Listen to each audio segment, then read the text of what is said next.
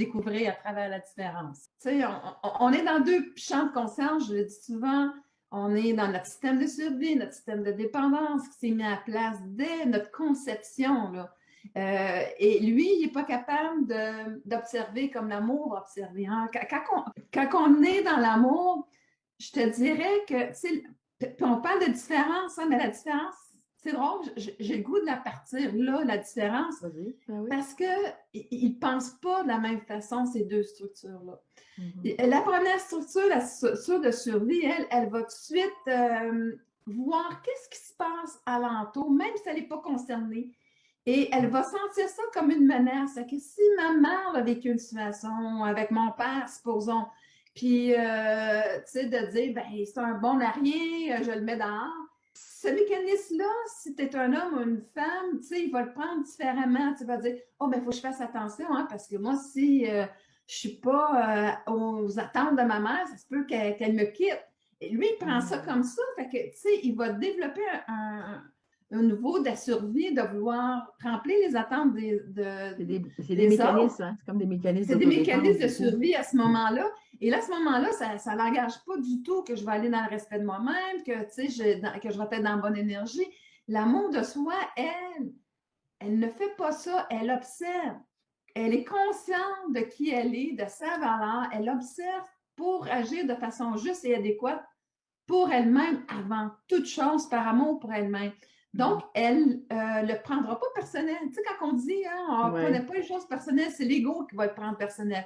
L'amour est capable d'observer dans le moment présent, dans qu'est-ce que je suis, puis elle va justement regarder qu'est-ce qui se passe sans s'impliquer nécessairement. Elle va, puis à ce moment-là, en toute conscience, elle va faire avec le discernement. Elle va utiliser le discernement ici versus ici que le reptilien, tout le système limbique, il va avec la survie. Alors, c'est un mécanisme que j'ai acheté des fois, qui est même le mécanisme de mes parents ou peu importe d'où ce qui vient, mais à très jeune âge, puis je continue dans ma survie à agir de cette façon-là et c'est là où est-ce que je continue à répéter les mêmes choses. Donc, c'est pour ça que, tu sais, moi, j'ai toujours travaillé pour se déplacer du système de survie à l'amour de soi, de comprendre la structure, la différence entre les deux. Et là, à ce moment-là, eh bien, on va être capable de se libérer des blessures, on va être capable d'agir dans notre intérêt, par amour pour nous, même si c'est pas en accord avec les autres, je vais y aller pour moi. Et je vais aussi faire le discernement de ce qui m'appartient et de ce qui ne m'appartient pas. Donc, la culpabilité ne jouera plus, ne sera plus au centre de ma vie, ce qui est le cas avec beaucoup de gens. Donc, Alors, ce que tu appelles, Nicole, le système de survie, on parle de l'ego là, principalement. C'est ça, hein? C'est exactement. l'ego. Parce que je fais juste le mentionner parce que je sais que tu en parles souvent dans l'émission, mais pour une personne qui n'a jamais vu l'émission, je veux juste mettre le terme dessus pour que les gens comprennent vraiment bien, là. Donc, le système de survie, c'est l'ego et l'amour de soi, ben, c'est vers ça qu'on veut se déplacer finalement, hein, qu'on veut être dans le. Oui, puis c'est l'ego. De plus en plus, je dis système de survie parce que, tu sais, des fois, l'ego, les gens le confondent avec, tu sais, l'ego, l'orgueil. Puis Oui, ça n'a rien à c'est voir, c'est vrai, un état hein? de C'est vrai, c'est vrai, conscience. c'est vrai, oui, oui. Ah oui. Puis, mais l'état de conscience, c'est que de l'ego, par exemple, c'est un système de survie parce qu'il était dépendant des autres. Il est né dans cette dépendance-là et il a de la difficulté à se détacher de cette dépendance-là parce que, oui, c'était pour sa survie. Hein? S'il n'y a pas quelqu'un qui peut prendre soin de moi quand je suis née, hein, je meurs. Exact, oui. C'est simple. Donc, cette dépendance-là, c'est pour ça qu'elle est si forte. Et c'est pour ça que même si on dit, ben oui, mais tu as juste à lâcher prise, la personne, elle a de la misère à lâcher prise parce que Elle ne comprend pas ce que ça veut dire. Elle ne sait pas où s'en aller avec ça. non.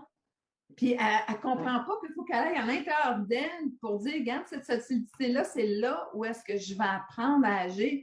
Avec qu'est-ce que ça me dit à l'intérieur de moi? Et là, on va vraiment parler du sujet. Et c'est différent d'une personne à l'autre. Je trouve ça le fun que tu amènes le point du lâcher-prise parce que moi, j'apprends à le faire. C'est récent que j'ai réussi à faire un lâcher-prise et tout ça pour exactement la raison que tu dis. C'est dans le sens que c'est un bien beau mot, une belle phrase, ça, lâcher prise, tu sais, je veux dire, quand les gens disent, ben là, il faut que tu lâches prise, OK, mais ça veut dire quoi? Comment on fait ça, lâcher prise? En tout cas, je vais te laisser compléter, Nicole, puis après ça, je vais y aller aussi de mon côté. Mais tu sais, le lâcher prise, on parle de ça, c'est lâcher prise sur ces encodages-là. Mais pour aller, c'est pas lâcher prise, rien faire. Non, Non, c'est ça, c'est exactement. d'aller Puis à c'est ça qui est l'intérieur de dur de soi. comprendre aussi, c'est OK, mais je fais quoi là? Tu sais, ça veut dire quoi lâcher prise? En fait, je le vois un petit peu comme carrément un changement de perception. Tu sais, faut voir ça un peu comme, faut voir la vie différemment, faut descendre au niveau du cœur, mais comment on fait ça? Tu sais, c'est comment on fait ça pour descendre au niveau du cœur? Tu sais, c'est vraiment comme un processus, une compréhension. Ben, et oui, puis en même temps, c'est une compréhension, mais aussi, comment est-ce qu'on fait ça? À un moment donné, ça vient comme avec la partie plus évidente. Parce qu'à chaque fois que je pense en fonction des autres, je sais que je suis dans mon ego. Si je pense en fonction de mes valeurs, d'alignement avec mes valeurs, en alignement avec ce que je veux réaliser au niveau du cœur, parce que c'est une passion, parce que c'est juste, c'est quelque chose qui va être, que je vais faire dans mon intérêt, dans l'intérêt des gens. Donc, à ce moment-là, je le sais que je suis dans l'amour. Mais si je le fais par vengeance, si je le fais, non, ça ne Ben, sera pas là.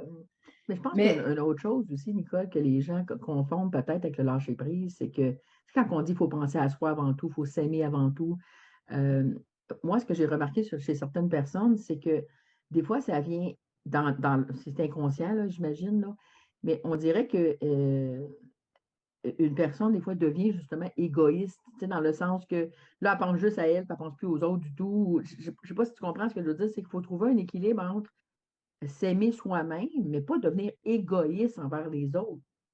Et ça fait toute partie, je trouve, du lâcher-prise et de la belle équilibre. Tu sais, je veux dire, moi, aujourd'hui, je pense à moi, j'écoute mon cœur, mais ça ne fait pas de moi une personne égoïste.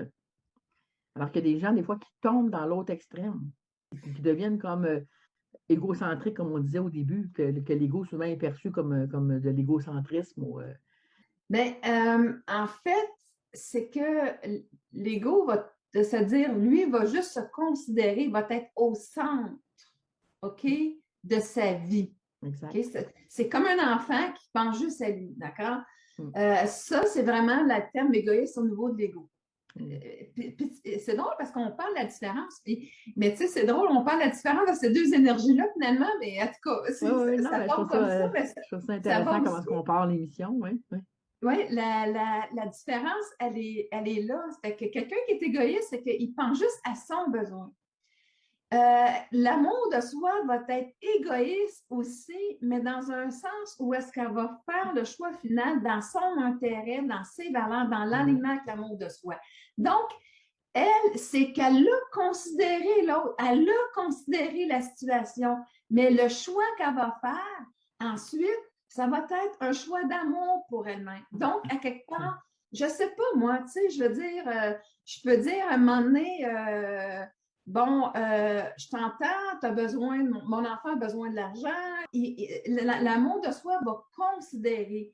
Puis des fois, va considérer que non, je t'en donne pas. Parce que tu viens toujours me voir, puis moi, ce que je veux, c'est que tu sois capable de gagner ta vie, puis que tu crois en toi. Et elle peut dire, pour cette raison-là, couper les vivres, comme on dit, puis à un point, puis dire, non, ça ne fonctionne plus de même. Il faut que toi, que tu ailles gagner ta propre argent. Tu ne dois plus dépendre tout le temps de moi. Et c'est dans l'intérêt de son enfant de le faire, parce qu'il est rendu assez grand pour le faire. Puis c'est dans mon intérêt aussi. Tu comprends la différence entre les deux. L'amour de soi va considérer la situation, mais va prendre le meilleur choix. Et quand c'est un choix d'amour, c'est le meilleur choix aussi pour la personne.